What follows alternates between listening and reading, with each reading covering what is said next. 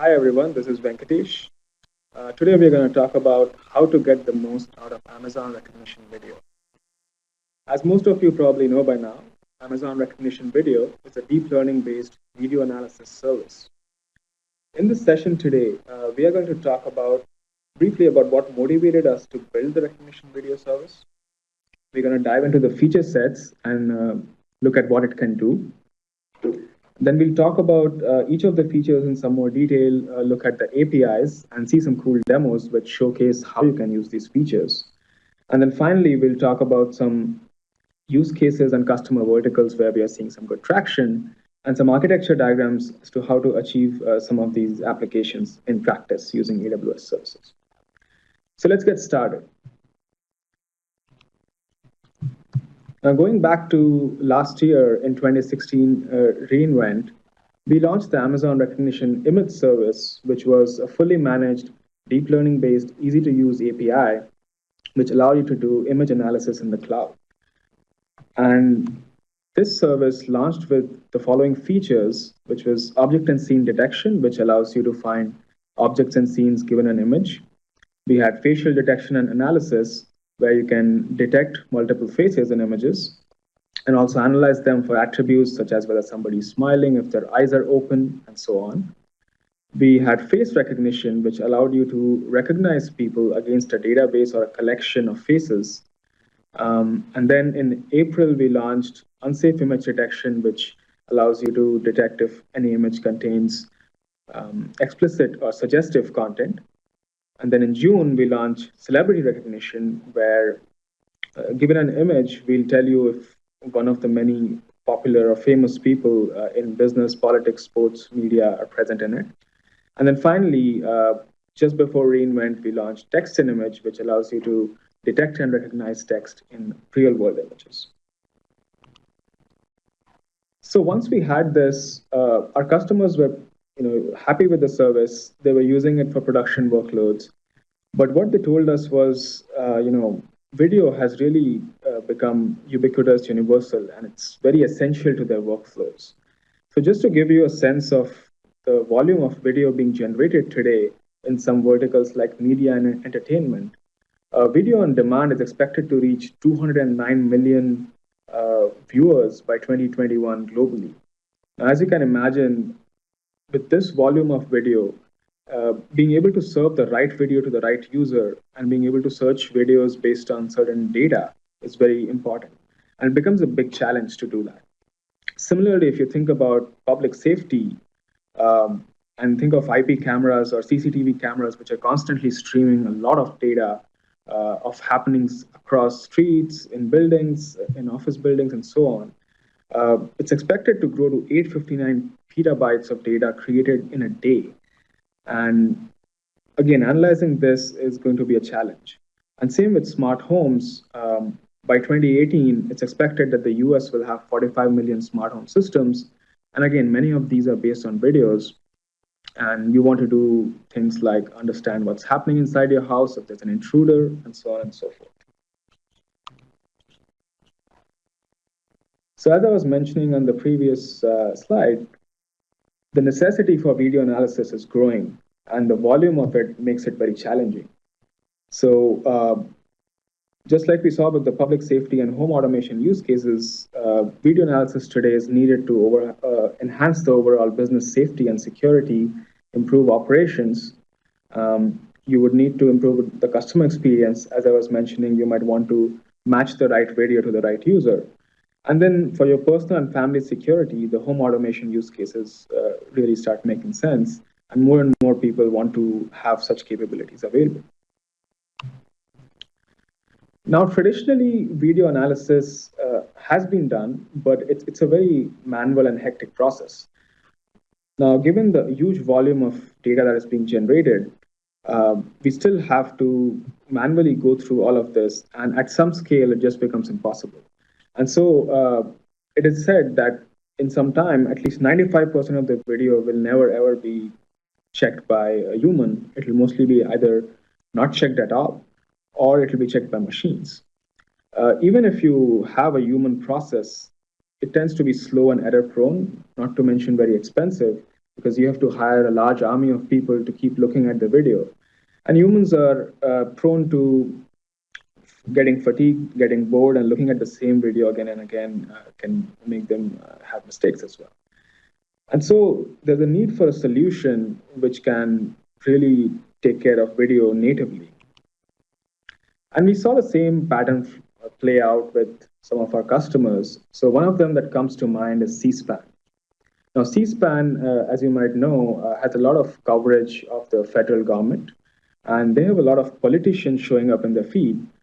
And their use case was that they had a lot of videos, and they had 99,000 people in them who they would need to identify. So think of any popular politician, and if you want to get the clips of a particular politician from this repository, they were doing it completely manually. And then once Amazon Rekognition image was launched, what they did was they were extracting frames out of this. And based on that, they were able to cut down the labor cost quite a bit, and they saved 9,000 hours of labor.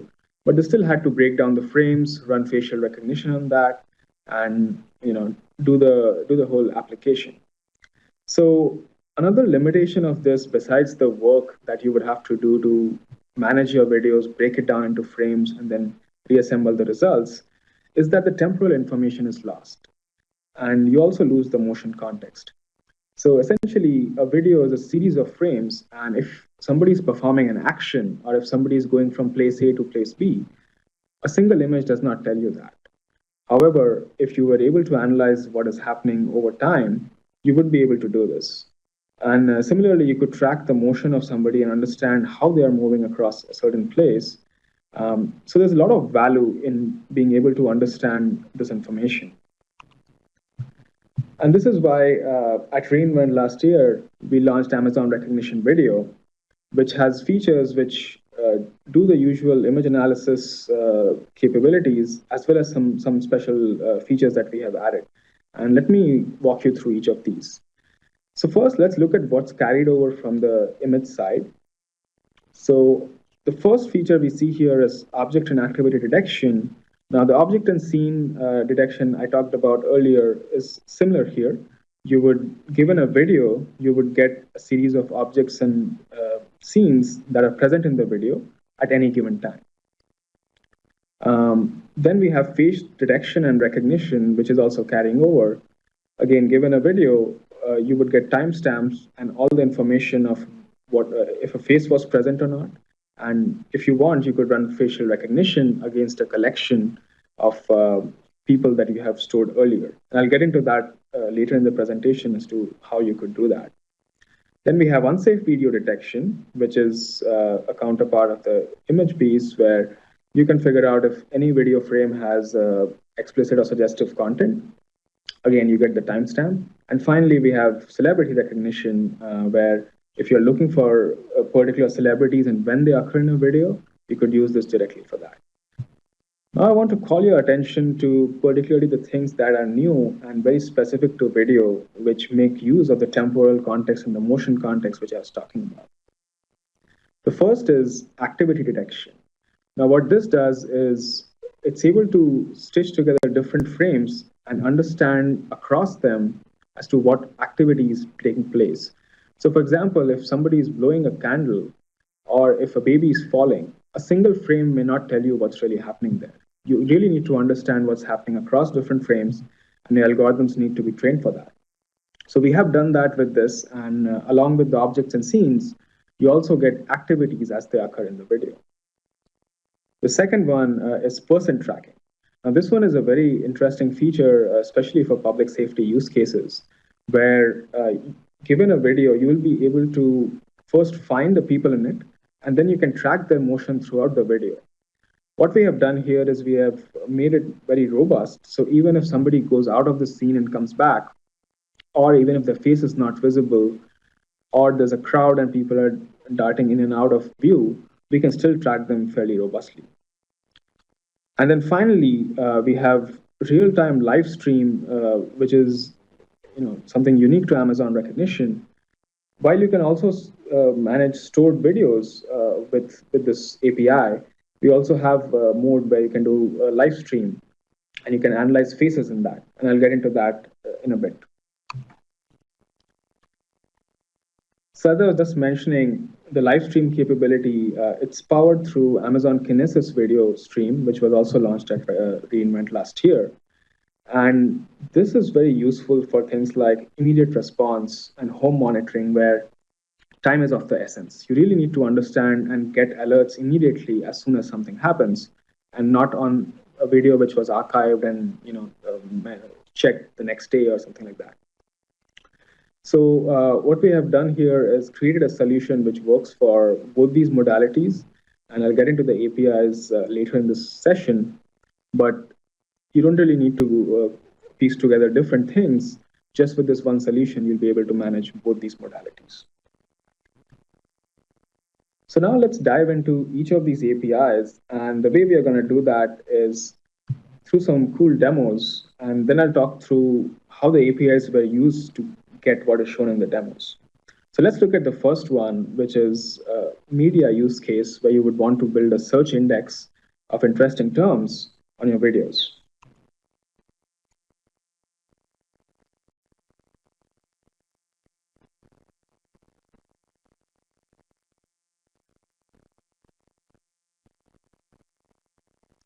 Right. So here, as we can see in the clip, you find multiple things that the API is telling you. First of all, you find the objects. So if you see here, you can see flowers, you can see a cake, you can see party hat, you can see a child. So these are the objects.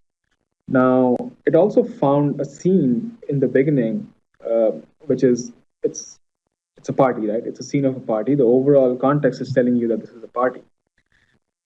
And some of you might have missed this, but it actually found two activities also. And let me see if I can play this back. And this time, pay attention to what's happening near the door when people are entering, and towards the end when somebody's opening a present.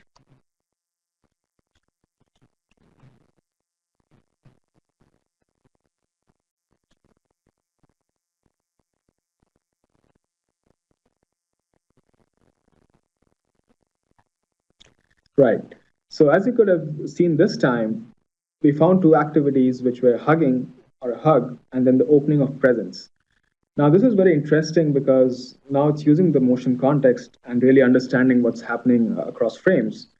And you could just as you search for certain terms, you could create a metadata index out of this and ask questions like, can you give me all the videos which have people opening presents in that? So if you have a lot of home videos for your kids and you have birthday parties and so on and so forth, this would be a very easy way to figure out when your child is opening a present, because you'd be able to search on that. Right, so now that we have seen what this API does, let's take a look at how the API signature is and what are the inputs and outputs. So the object scene and activity detection API follows a new pattern, and I'll talk about that a little bit, which is starting and getting. Now, video analysis is an asynchronous operation, and so you need to really start the operation, and once it's finished, you need to get the information back.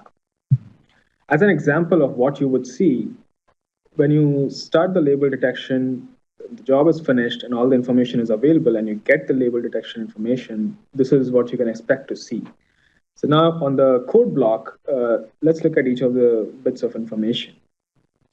First, you get a status message in job status, which tells you whether the job has completed successfully or not. And then we give you some metadata about the video itself, which a lot of customers have told us are fairly useful to just categorize their videos. We give you the format, codec, the duration, milliseconds, the frame rate that was used to shoot the video, and the width and the height. As can be expected, in the bottom, you can see the labels field where you find the timestamp and the name and the confidence of the label. So essentially, at any given timestamp where the API found a label, it will tell you the name and the confidence. And the good thing here is you can also sort these results by either timestamp or the name of the labels.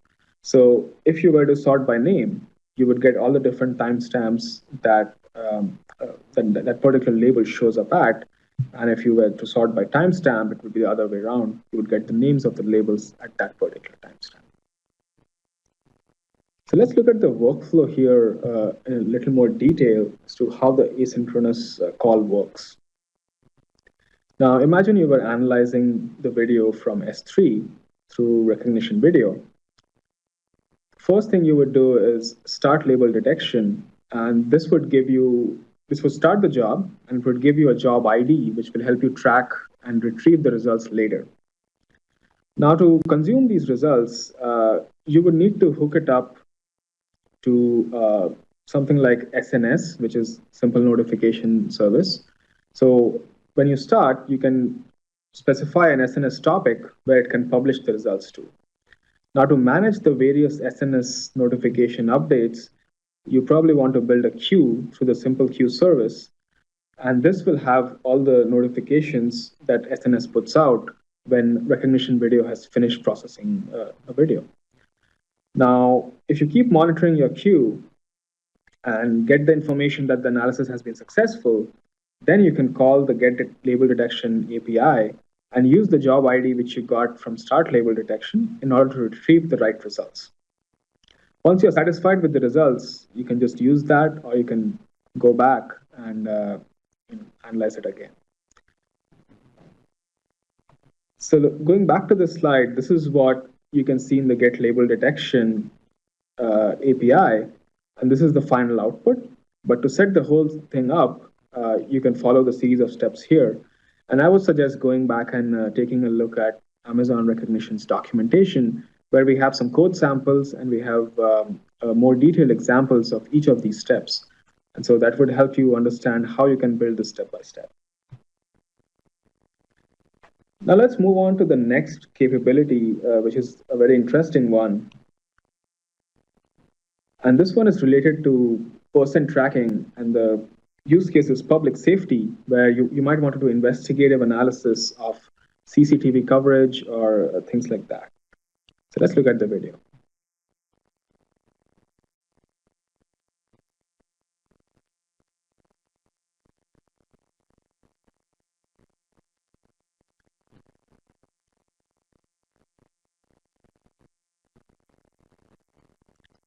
So what we have done here is, it's a bit stylized for easy consumption, but let me walk you through what's happening here.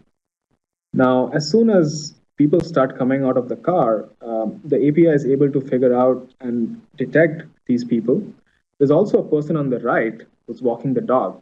And if you can see the blue tracklet, you'll see that they were just going straight away from the camera.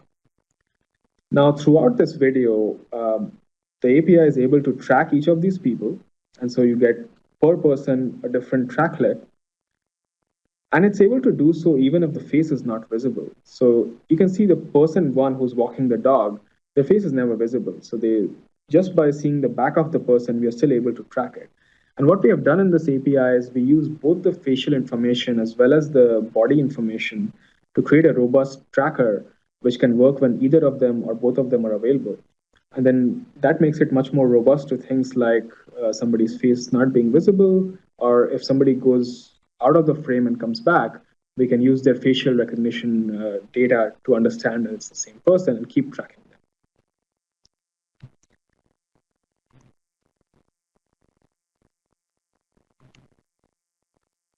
So let's take a look at how this API output looks like.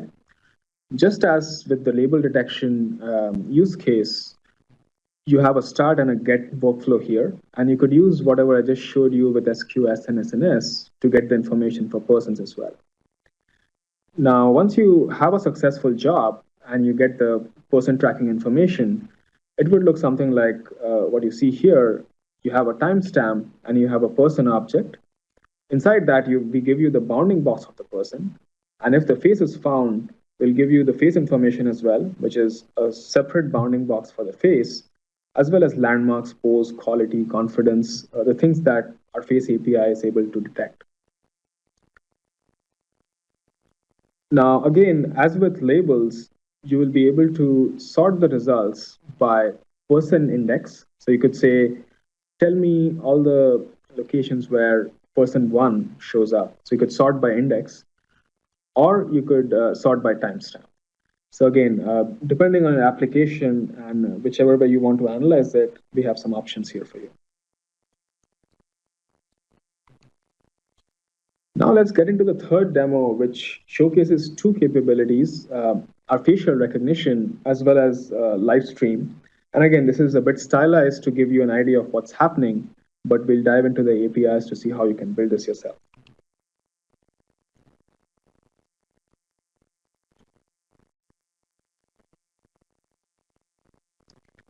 Right. So here you can see that the person whose face has been registered is detected as match and everybody else is not. So let's dive into what's happening here in the backend. So for doing facial recognition, we have a concept called a collection, which is a database or a container where you would store the faces that you want to match against. So in this use case, what would happen is you could store the face, just a face crop of this person, and they say, this is one of the people who we will allow to enter. You could also have a blacklist where you say, these are the people I don't want. And maybe that's coming from a list of offenders or criminals or things like that, basically persons of interest. So now, once you have this collection and you run facial recognition against that, anytime a face is found in a video like you see here, it will match it against the collection and tell you which faces are present in it and which ones are not. Now here you can you can build a front door camera and an automated entry solution where only certain people are allowed to enter. So as soon as you see somebody who's a match to the whitelist, you open the door, and if not, then you don't. The face search API also looks somewhat similar to the person tracking output. And here you can see that you have the face matches available as well. There's bounding boxes. There's a face ID, which is essentially telling you the ID inside the collection with which you can retrieve the matching face. And there's also image ID and external image ID, which helps you track images across collections. Now, one interesting thing that I want to point out here is we have done a lot of work on the facial recognition side to ensure that it's highly scalable and a real-time solution. You can actually create collections which have tens of millions of faces, and you can search against that in real time. So imagine a public safety use case where you have a very large list of persons of interest, and you want to be able to match that in real time for quick response. Today, you don't need to do anything special for that. You just load all these faces into a recognition collection, and we take care of the rest. You could simply issue this API command for face search, and you would get back the results matched against all of those entries in real time. I want to spend some more time on the live streaming aspect of this. So as I was mentioning, we collaborated with Kinesis video streams to bring this feature to you. And to consume it, you would need to use the concept of a stream processor. Now, what happens here is Kinesis itself, Kinesis video streams connects to the actual IP camera or whatever is feeding the live stream. But to interact with Kinesis, Rekognition needs to use this concept called stream processor. So what you do here is you create the stream processor, you start it, and then once the live stream ends, you can stop the stream processor and get the information. So here, as you can see, the start stream processor API call has all this information which allows you to identify the right Kinesis video stream to connect to. And you can see the server timestamp, fragment number, stream arm, all the stuff that will allow you to do that. There's also the stream processor's information. And then finally, you have the face search response. So today we do facial recognition in live streams, and other capabilities will be coming over time. So let's look at how this workflow actually operates. So as I was mentioning on the right, you can see there's a camera which connects to Kinesis video streams. and that will be connected to Rekognition video through the stream processor. So you would create a stream processor, you would start it, feed it the information of this particular video stream, and then that will start consuming the data, reading the data from the video stream. Now, once you get the information that the stream is ended, you can stop the stream processor, and you can use either use it again or delete it, and you will keep getting the information while the stream is running. You'll keep getting the facial recognition information out with it. As before, I highly suggest looking at the Amazon Rekognition documentation for details of each of these blocks, and you can find some code samples there which can help you get started quickly.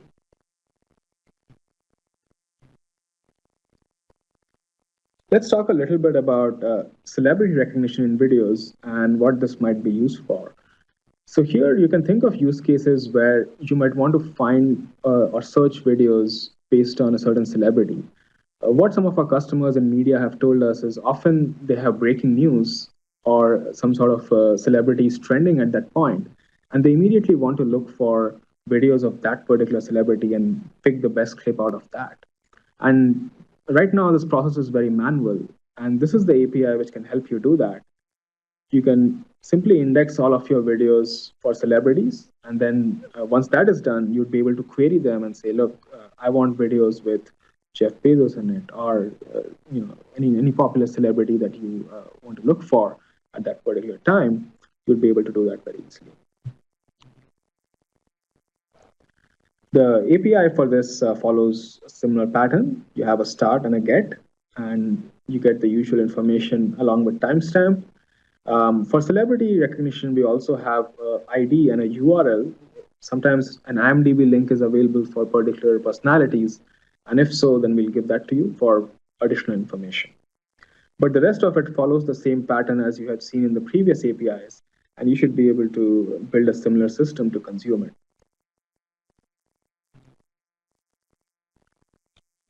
Now let's look at the final API here, which is unsafe video detection. What we have done here is, given a video, you will be able to find whether there's explicit or suggestive content in the video. Now, usually APIs give you a safe or unsafe rating, but we have taken a slightly different approach because customers told us that depending on the demographics or the culture of their application, they might need different business rules, and what is deemed safe is different for different scenarios. So what we have done here is, in our API, we give you a hierarchy of labels, and as you can see, the same start and get operations are valid here as well. But inside the moderation label, you can see that there's a parent name and a name. So each of the labels rolls up to one of the two parent classes, which is explicit or suggestive. And you might get information like this image is suggestive because there is swimwear in it, or because there's revealing clothes in it. Now, you might decide that your application is, let's say it's a dating application for adults, and there's no problem with that. And you could choose to just not use those labels. But if you had a children's application, or you were operating in a geography which was culturally much more strict, you might want to even suppress that. So now you can quickly get this information from any video that is uploaded. And this is particularly useful for customers who have a lot of user-generated content, because in that case, you don't really have control over what somebody is uploading, but you might want to check each of the videos uploaded to make sure that the content is not inappropriate.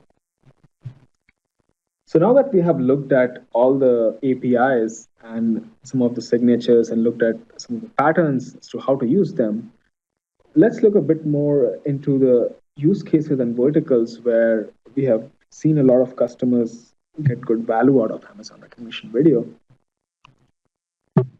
So the first such vertical is media and entertainment. Now here, as I was mentioning before, you have a lot of applications where you need to create metadata out of video. And this could be things like celebrities, or you could use the face detection API and understand what sort of emotions are there. So let's say you want to find videos where people are smiling. You could do that with this. And based on this, there are a lot of other applications that you could think of. looking at the objects and scenes that are present in the video. For example, if it's a skiing video and we tell you that, look, there's skiing in this, or if somebody's opening a present or there's a baby, you can understand what to recommend to this particular user. Or you might also get some value out of placing the right ads which tell you what this user might like. The second one, as I was mentioning, is to detect the inappropriate content. And this is required to maintain the quality of your output for users and just to basically keep your users safe. And then you could also do this in the streaming mode so that you're able to enhance user engagement. And this is particularly true for entertainment use cases where, let's say you're in a resort and there's a live streaming video which recognizes the VIP guests and gives them good experiences based on that, where you can greet them, or you could make the routes easier for them by giving them fast check-in, things like that. And so this could be now done in real time using the video feed that most such places have today.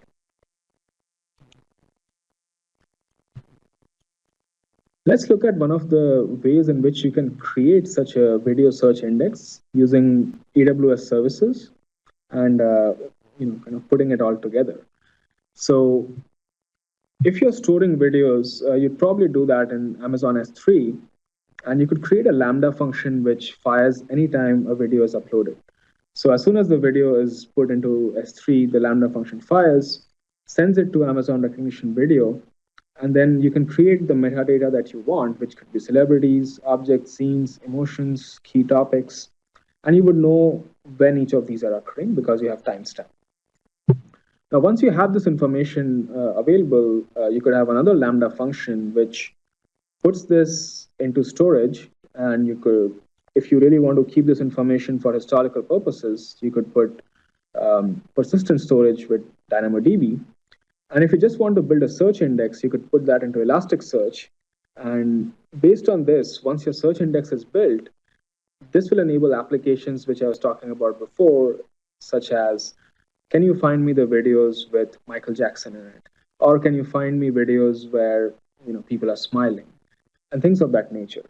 So once you have built this using this pattern and put these services together, it becomes very easy to create this rich metadata index and search and curate videos. The second vertical where we see a lot of use cases, and I've talked briefly about this before, is public safety. Now, the first one, as you can imagine, there's a lot of CCTV cameras out there today which can be used to recognize persons of interest, especially if there's a high alert situation. And there are a lot of detectives in the field who just don't have the volume, don't have a way to manage the volume of content being generated by all these videos. Now, typically, a human sits and really looks through all of them, and maybe he'll find a person in that. But now you can use Amazon Rekognition's facial recognition APIs to be able to do this in real time. And the list could be long. It could have millions of people. You would still get back those up. The other piece is tracking a person of interest. So once you have identified that this person is actually somebody you're interested in, you might want to track them and see what they're doing, if there are particular activities they're engaging in, or if they're doing anything dangerous. And so you could do that with the person tracking. And then you can also create alerts by detecting objects and activities, such as if they get into a car or if they're running away from a scene of crime. So that person probably is a suspect. So there are various things that you can think of for public safety. And let's look at one use case where you might want to have immediate response. And again, time is of the essence in most of these use cases. So let's say you have this live street camera, CCTV camera mounted in the street, which is capturing continuously. And you have set this up with Amazon Kinesis video streams, just as I showed you before. And that feeds into Amazon Rekognition Video. Now, you already have this collection that you have created of, let's say you use the mugshots of all the persons of interest that are currently active. And once this is set up, you could do facial recognition on the live stream, use Kinesis data streams to feed the data back to you know something like a Lambda, and you hook it up to SNS, where the end user can get maybe a message whenever something like this happens. So the end user in this case could be a detective who's looking for this person of interest, and let's say there's a manhunt on. All the cameras are capturing, and as soon as this person is identified, the detectives, all of them get a notification and they can move. So this is where the live recognition of immediate response use cases it's enabled by Amazon Rekognition. And similarly, you could do this on archived video as well. If you have a large quantity of archived video where you need to find somebody and understand what they were doing at a certain point, you could use the same pattern and do it on stored video as well. The last vertical where we have seen a lot of traction coming from our customers is home monitoring. And as I was showing in the demo, one of the common use cases we see is facial recognition for doorbell cameras. And this enables applications like automated entry or just identifying if a person of interest or somebody you don't want in your house is there. You also might want to detect activities within the home. So anybody who has a baby probably wants to capture the moment when the baby first starts walking or anytime they're crawling. And these activities can now be found by Amazon Rekognition Video.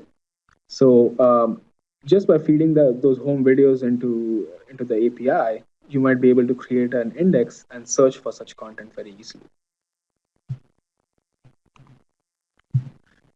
And finally, some other applications that we have seen where recognition video is finding good use.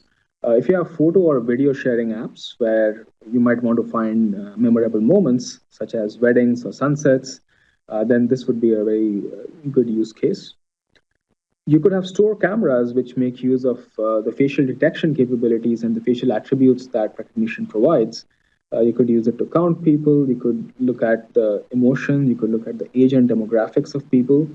So there's various things that retail stores can do with mounted cameras. And finally, for factories who want to really understand what is happening on their floor to maintain safety procedures and be operationally efficient, they could use recognition video to look for particular activities or certain people. And again, if a worker is not supposed to be in a particular area and he shows up, you could find him with facial recognition. So let's look at some of the customers who have partnered with us and belong to each of these categories. So first is City of Orlando, who has a public safety use case, and they have a lot of CCTV cameras mounted across the city and want to ensure the safety of the citizens. So they have been using features like live streaming facial recognition, object detection for vehicles, and so on to enable that. Now, Body Worn, Motorola, and Armed are all in the area of, again, public safety, but they work with police body cams and other footage that has been recorded. And again, you can use the facial recognition capabilities that we have or other activity recognition to enable public safety. Now, Butterfly, which was recently acquired by UMA, they're a home automation and IP camera company, and they have been using our facial recognition technology to provide home automation solutions for them. And finally, we have Washington Post, who has media use cases. They had been using Amazon Rekognition Image for extracting metadata out of their large volumes of media videos, and now they have moved on to Amazon Rekognition Video for the same.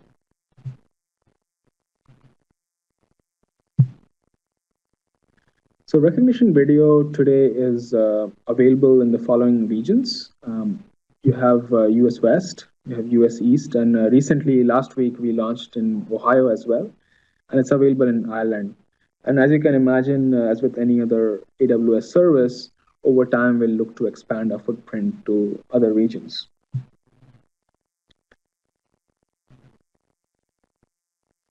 And finally, let's look at the API pricing.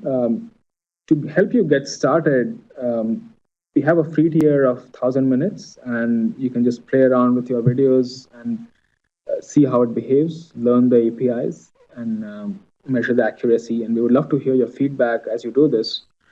Once you are ready, the pricing is as follows. We have 10 cents per minute for videos processed in archive mode, and it's 12 cents a minute for videos processed in the streaming API.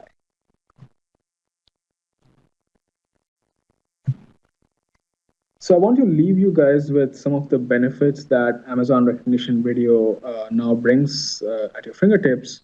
You have real-time and batch analysis available through the live stream as well as the S3 modes. You can use motion and time context, which is unique to videos. And as you saw with person tracking and activity recognition, these are some things which are really powerful in understanding what's happening in a video. We have live stream support, and we believe we are pretty cost efficient. And finally, we are continuously improving based on customer feedback. And you, as one of the customers, gets the benefit of all the improvements that we make over time. And as I said before, we would love to hear from you, and based on that, improve the service. So to get started, you can use some of these resources. On your screen here, we have developer resources, some getting started pages, and I would highly recommend reading the Amazon AI blog, where a lot of our customers publish blogs which have architecture diagrams and code samples and stuff for whole applications that they have made with Amazon Rekognition. So that's all I had. Thank you all for listening in, and please feel free to send your feedback to the email address you see there. We would love to hear more from you and improve the service based on that.